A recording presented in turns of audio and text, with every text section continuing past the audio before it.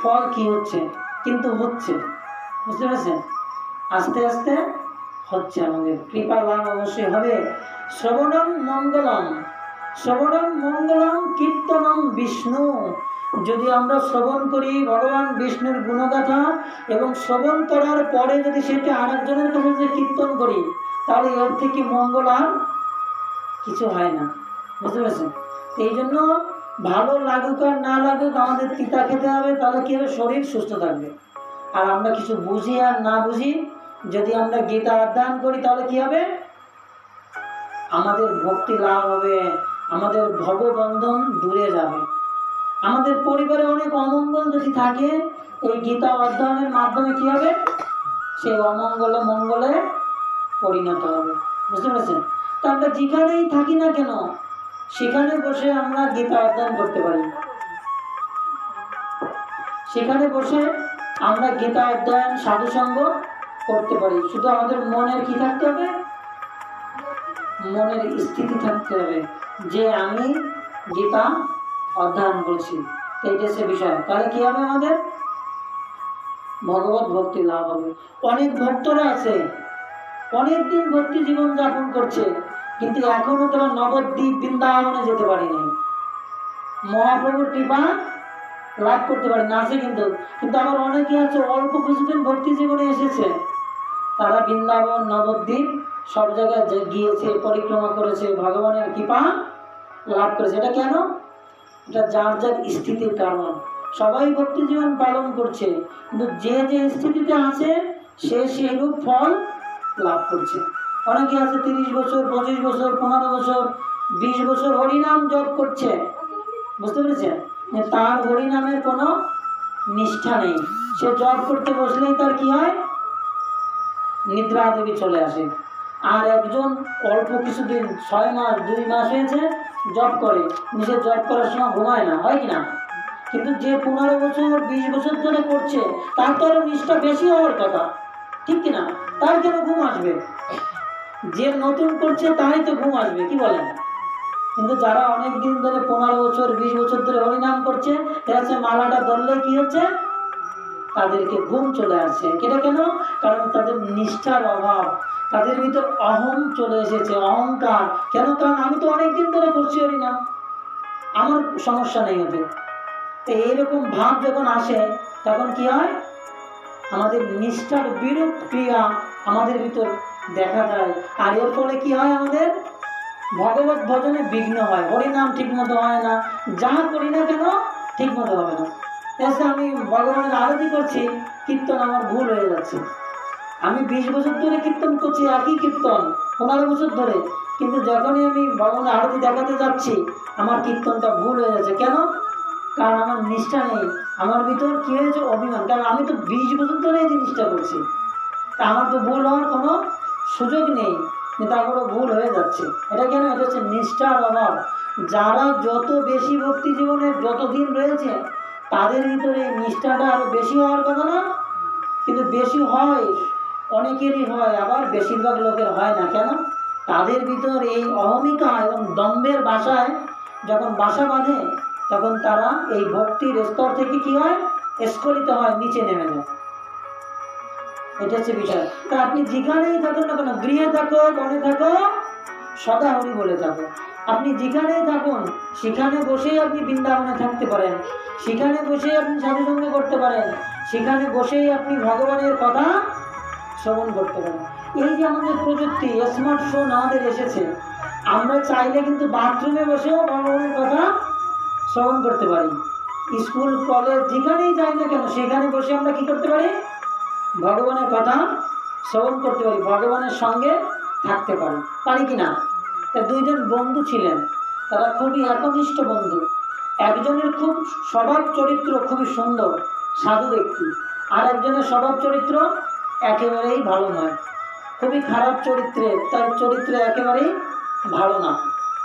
এখন 2 বন্ধুর বাড়ি বা বাসাও পাশাপাশি, 2 বন্ধু একসাথে বেরিয়েছে।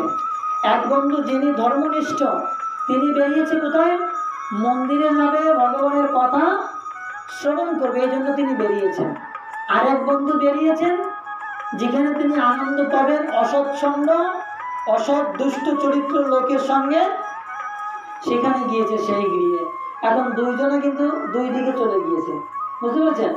এখন যে বন্ধু মন্দিরে গিয়েছে সে ভাবছে আমার ওই বন্ধুটা তো খারাপ জায়গায় গিয়েছে, ও তো ওইখানে বসে খারাপ কাজে লিপ্ত হয়েছে, ওর কি হবে? আর যে বন্ধুটা খারাপ স্থানে গিয়েছে ও ভাবছে যে আমার বন্ধুরা তো মন্দিরে গিয়েছে, মন্দিরে ভগবানকে দর্শন করবে, ভগবানের প্রসাদ গ্রহণ করবে, ও কত না ভালো কাজ করছে। এখন দেখুন, একজন আছে কোথায়? মন্দিরে, আর একজন আছে কোথায়? খারাপ জায়গায়। কিন্তু যিনি খারাপ জায়গায় আছেন উনি কি ভাবছেন? উনি ভাবছেন যে আমার বন্ধু কি হয়েছে? আমার বন্ধু মন্দিরে আছে, ভগবানকে দর্শন করছে, ভগবানের কথা শুনছে, ভগবানের প্রসাদ পাচ্ছে। তাহলে ওই যে দুশ্চরিত্র ব্যক্তি খারাপ জায়গা থেকে সে কিন্তু মন্দিরে আছে, বুঝতে পেরেছেন? আর যিনি মন্দিরে গিয়েছে সে মন্দিরে গিয়েও মন্দিরে নেই। কেন? তার মনটা রয়েছে তার বন্ধুর কাছে, যে তার বন্ধু কোথায়। ভাবছে কি যে তার বন্ধু কোথায়। এখন তার কি ভাবছে যে তার বন্ধু কোথায়। তাই একজন মন্দিরে থেকেও সে মন্দিরে নেই, কিন্তু আছে। কারণ তার মনটা রয়েছে তার বন্ধু কোথায় খারাপ কাজ করতে গিয়েছে, অসৎসঙ্গী সেখানে। আর যে বন্ধু খারাপ কাজ করার জন্য গিয়েছে ও ভাবছে যে আমার বন্ধু মন্দিরে কত না ভালো কাজ করছে, ভগবানের শ্রী বিগ্রহ দর্শন করছে, প্রসাদ খাচ্ছে, ভগবানের কথা শুনছে। তো একজন মন্দিরে থেকেও কিন্তু মন্দিরে নেই, আছে। আর একজন মন্দিরে নেই, তারপরে তার মন মন্দিরে। তাই আমাদের মনটাই এরকম করতে হবে। আমরা যেখানেই থাকি না কেন, আমরা চাইলে আমরা মন্দিরে থাকতে পারি। আমরা যেখানেই থাকি না কেন চাইলে আমরা ভগবানের কাছে থাকতে পারি। এটা হচ্ছে আমাদের কি, শুধুমাত্র আমাদের স্থিতি, আমাদের ভক্তির স্থিতিটা। এটা হচ্ছে বিষয় যে আপনার মনটা কোথায় আছে। মনটা, আপনি মন্দিরে গিয়েছেন কিন্তু আপনার মনটা কি মন্দিরে আছে, নাকি বাড়িতে আপনার নাতিটা কি করছে, আপনার মেয়েটা কি করছে সেইখানে আপনার মন? তাহলে মন্দিরে গিয়ে কোনো লাভ নেই। আপনি মন্দিরে বাস করছেন, গেরুয়া কাপড় পরিধান করেছেন, বৈরাগ্য ধারণ করেছেন, কিন্তু আপনার মনটা আছে গৃহে পড়ে, তাহলে আপনার মন্দির থেকে লাভ আছে? আপনার মনটা কোথায় আছে? গৃহে। আর একজন গৃহে রয়েছে কিন্তু মনটা সবসময় মন্দিরে।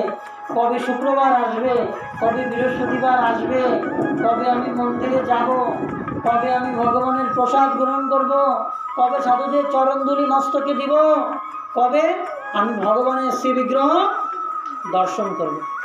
তাহলে একজন গৃহে থেকেও কিন্তু সে মন্দিরে কে থাকতে পারে, আর একজন মন্দিরে থেকেও কিন্তু সে মন্দিরে নাও থাকতে পারে। এটা হচ্ছে মন।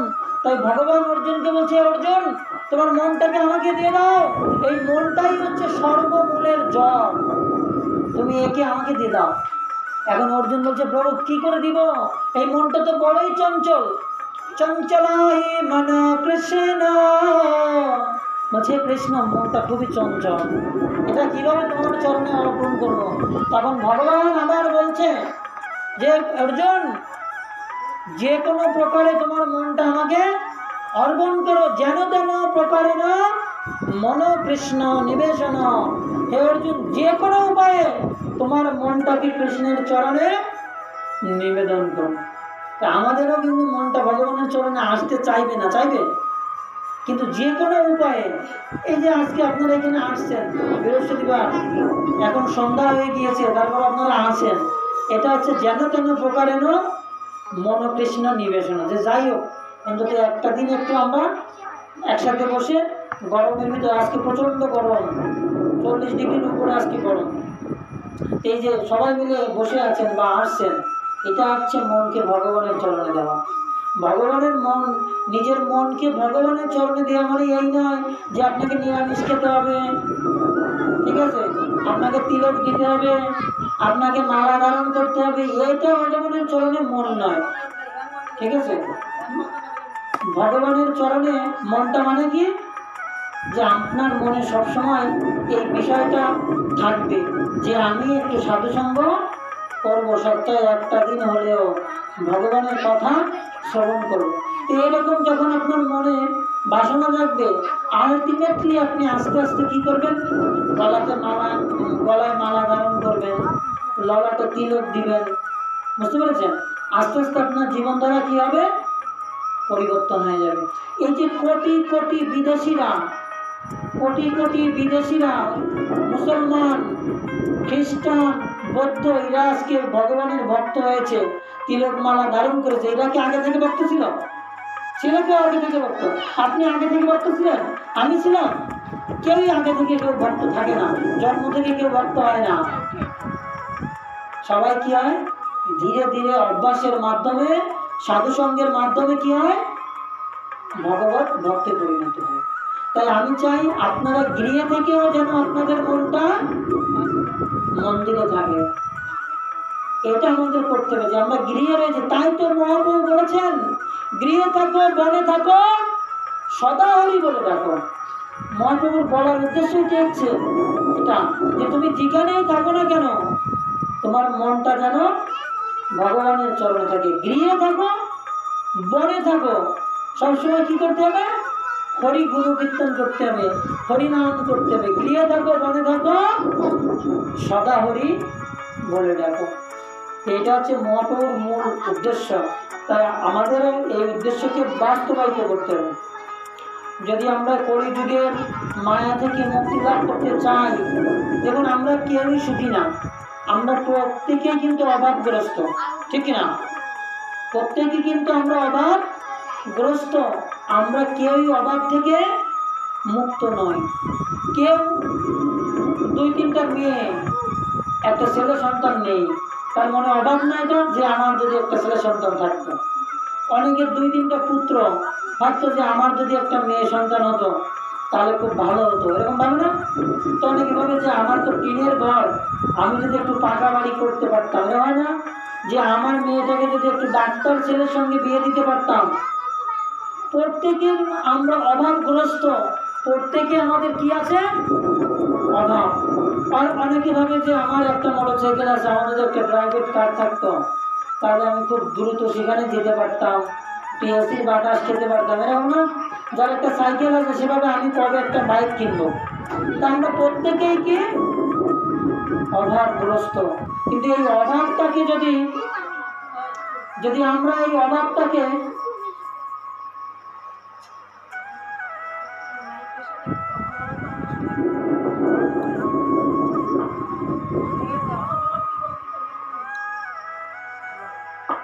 বসে, চকলেট দিয়ে নেই বসে।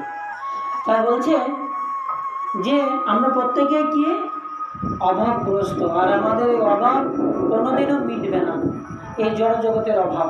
কিন্তু আমরা এই অভাবটাকে যদি ভগবানের দিকে নিয়ে যাই, যে কবে বৃহস্পতিবার আসবে একটু ভগবানের কথা শুনবো, এটা কিন্তু একটা অভাব কিনা?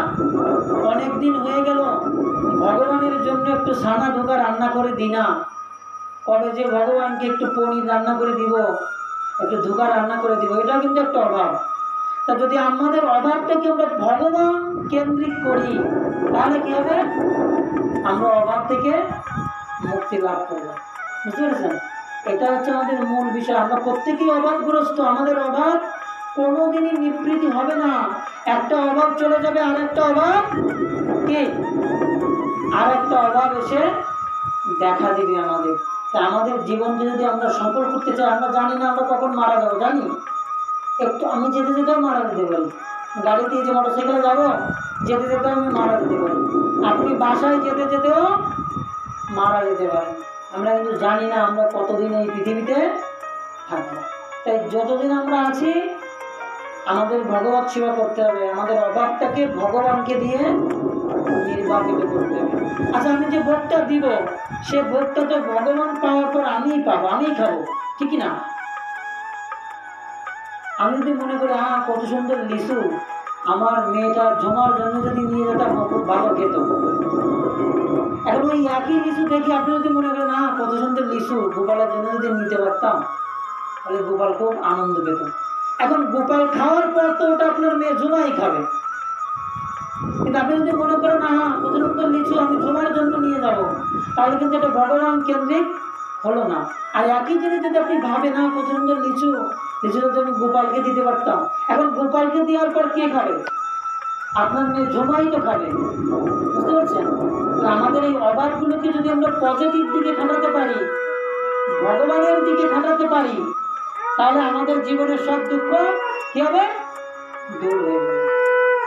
এই যে আমরা যে সাপ্তাহিক ভাগবতী অনুষ্ঠানে অংশগ্রহণ করছি, এটা আমাদের যদি অভাব থাকে যে কবে বৃহস্পতিবার আসবে, কবে আমরা একটু সাধুসঙ্গ করব, আরো 5 জনকে নিয়ে আসবো, যে চল আমরা 1 ঘন্টার জন্য 1.5 ঘন্টার জন্য আমরা একটু যাই ওখানে, ভগবানের একটু কীর্তন করি একসঙ্গে, একটু ভগবানের কথা শুনি এবং একটু যে প্রসাদের আয়োজন হবে সেই প্রসাদ আমরা গ্রহণ করব। এই যে অভাব যখন থাকবে তখন কি হবে জানেন? জীবের স্বভাব পরিবর্তন হয়ে যাবে। নামে বুক ভরে যায়, অভাবও মিটায়, স্বভাবও জাগায় মহাসুখে। যখন আমাদের অভাব থাকবে, এই হরিনাম করবো, সাধুসঙ্গ করবো, এর ফলে আমাদের কি হবে? অভাব কি হবে? পূরণ হয়ে যাবে। কিসের মাধ্যমে? হরিনামের মাধ্যমে। তখন আমরা মহাসুখে আনন্দিত হব। এটা যে বিষয়টা যাই হোক, আপনার সবাই ভালো থাকবেন, সুস্থ থাকবেন, এই প্রার্থনা জানিয়ে আজকে সাপ্তাহিক ভাগবত অনুষ্ঠানের বিশ্রাম রাখছি। সবাই সুস্থ থাকুন, ভালো থাকুন, ভগবানের নিত্য সেবা